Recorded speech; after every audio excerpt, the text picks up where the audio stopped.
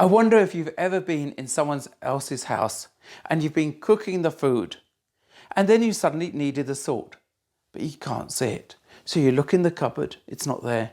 You look on the work surface, it doesn't seem to be there either. You pull out the drawer even, but there is no salt there. It's very frustrating. And when we think about salt, well, we use it so easily without really much thought. But it's been around for thousands of years. In fact, it was used in the time of Jesus. Of course, not just for flavouring food, but it was also used for preserving food. Don't forget, at this time, there were no fridges. It was often hot, and the food would go off very quickly. So what the people would do, they would take salt, say if they had fish, they would take salt, they would rub it on the fish, and this way the fish would last a lot longer than it would have without the salt. So when we begin to think about this, we realize that Jesus was familiar with salt. In fact, we know because when he spoke to the disciples on the Sermon on the Mount, when he spoke to them in Matthew chapter 5, he says to them, "You are the salt of the earth." And you think, what did Jesus mean by that? Well, let's just think for a moment how we use salt. We've already mentioned that we use it to give taste. We add some salt to our soup to make it taste nicer. And when we think about it, yes, when we as believers go out into the world, to the workplace, to the sports club, to the old people's home, or wherever it may be that we live or work or actively have some form of presence, then when we begin to realize that, yes, we are a type of salt to the world around. Just think for a moment. When we go out, we come out with the gifts of the Spirit, the fruits of the Spirit rather, love, joy, peace, self-control. We come with speech full of grace, seasoned with salt, as Paul once wrote about it. And as we think a bit more about it, well, when we deal with people, we deal with them with kindness and compassion. We do our work as unto the Lord. So when we're in the workplace, we're not, not another day. No, we're quite enthusiastic. We want to do this work. We want to do it as before the Lord Jesus Christ. So when we start to think about it, yes, we should be bringing some form of joy, some form of seasoning, some form of grace to the situations that we are working and living in. But also, as we think about all this, we realize that the Christian does not just, as salt, bring flavour, taste to the world around, something which makes it better. But he also, if you think about salt, preserves it. What do I mean by that? Well, we've already mentioned that salt is used to stop food from going bad. And in a sense, when we think about Christians, when we think about believers, we go out and we preserve the world from evil. You may say, well, that's a strange way of putting it. Well, let me explain. When we go, just take, for example, some of you work in a hospital or in an old people's home. Isn't there two ways of going about your tasks? There's one way which says, I've got this list of tasks to do. I'll tick this off. Clean the patient. Change the bedding. Get them washed. Give them their medicine. So you tick off these. And it's possible to do this without any kindness, without any compassion at all. Not gentle, a bit rough, not speaking in a nice and pleasant way. No, when we come to think about it, it's possible also another way of dealing with them.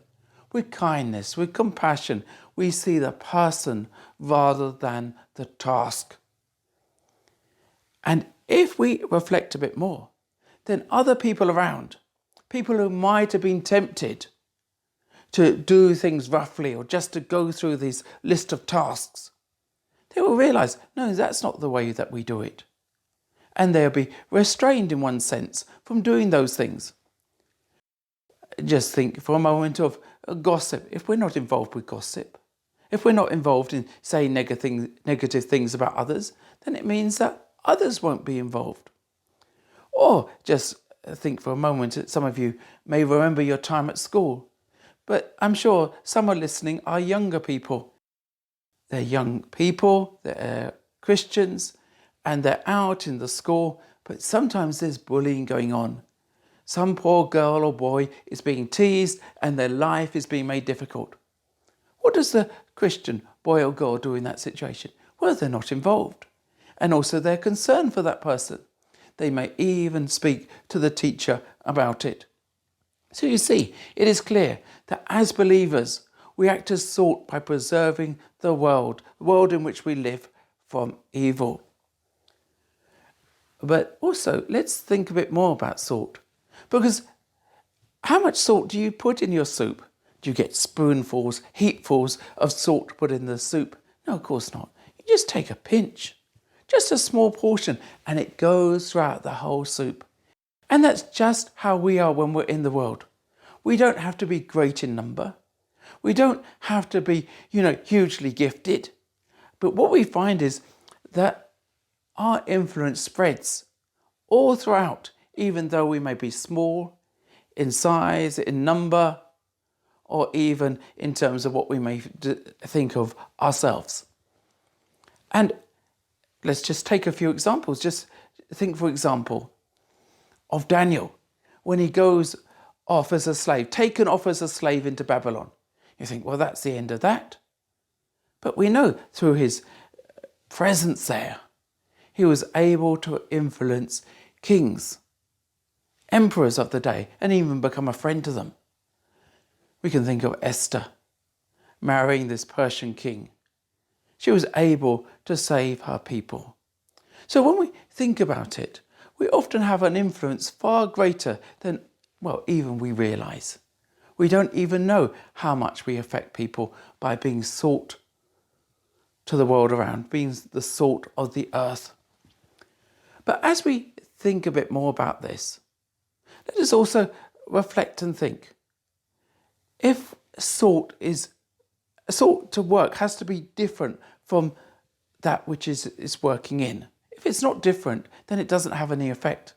And in the time of Jesus, the salt was a bit different. It was made of various minerals and other chemicals, and sometimes the salt flavour would leak out. And Jesus knew this, and he points out that the only use for such thing is just to be thrown on the ground, perhaps to get rid of the weeds on the path, and people tread upon it. Well, just think for a moment. That's how we are if we are no different to the world around. No, as believers, we need to be different, to bring that taste, to bring that preservation from evil, to have that great influence.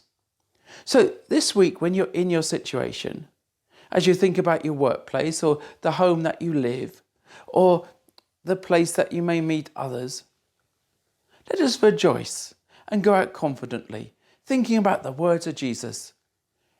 You are the salt of the earth.